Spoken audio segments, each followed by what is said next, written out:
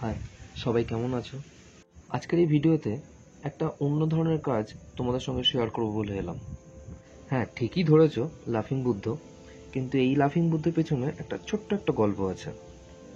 প্রায় 15-16 বছর আগে আমার বাবা এই লাফিং বুদ্ধটা এক ফেরিওয়ালার কাছ থেকে কেনে।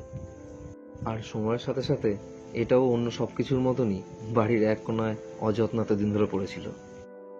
মা একদিন হঠাৎ দুঃখ করে বলে, এটা এতদিন ধরে পড়ে আছে, নোংরা টোংরা হয়েছে, তো একটু পরিষ্কার তো করে দে। এত কিছু কাজকর্ম করিস, এটা একটু ঠিক করে দে, একটু দেখি কেমন পারিস।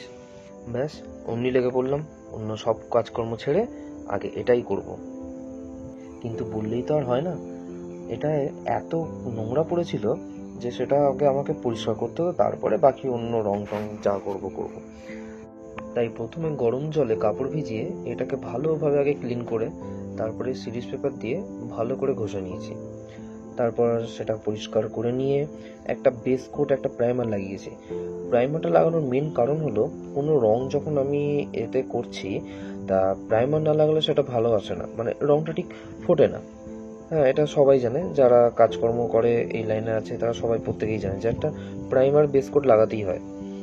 যাই হোক, প্রাইমার বেস কোট লাগিয়ে গায়ের রং মোটামুটি যেমন করছি, একটা হালকা লাইট কালার। হ্যাঁ, মানে আমার প্ল্যানিং কিছুই ছিল না এটা করার সময় যে কোনটা কিভাবে করব, কোনটার পর কি হবে, এখানে কোন কালার দেবো, ওখানে কোন কালার দেবো, এরকম কোনো প্ল্যানিংই ছিল না, কারণ এটা আমার সম্পূর্ণ আমার নিজের কাজ।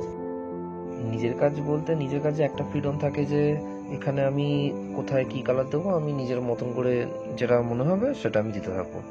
কিন্তু একটা ক্লায়েন্টের কাজ যখন আমি নিই তখন সেখানে আমাকে পুরোপুরি তার পছন্দ অনুযায়ী আমাকে কালারটা করে দিতে হয়, যেটা খুবই স্বাভাবিক।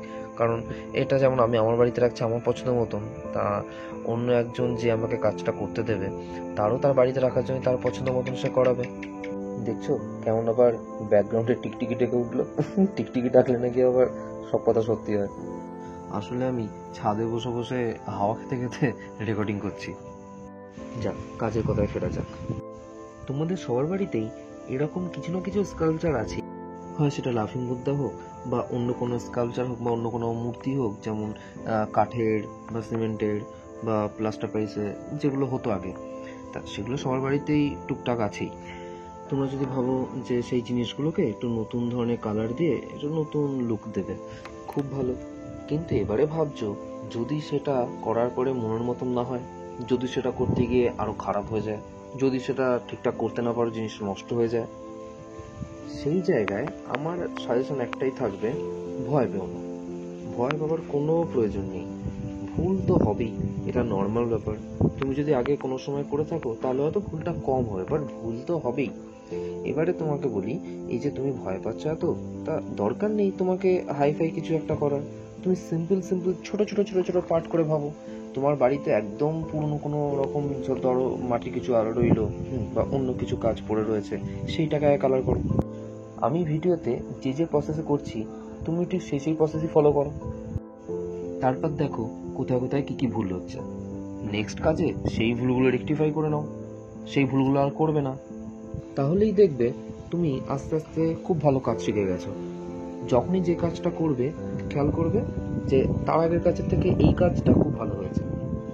তাও যদি মনে হয় পারছো না, তখন আমাকে বলবে, আমি চেষ্টা করব ভিডিওর মাধ্যমে ছোট ছোট ছোট জিনিস তোমাদের শিখিয়ে দেওয়ার।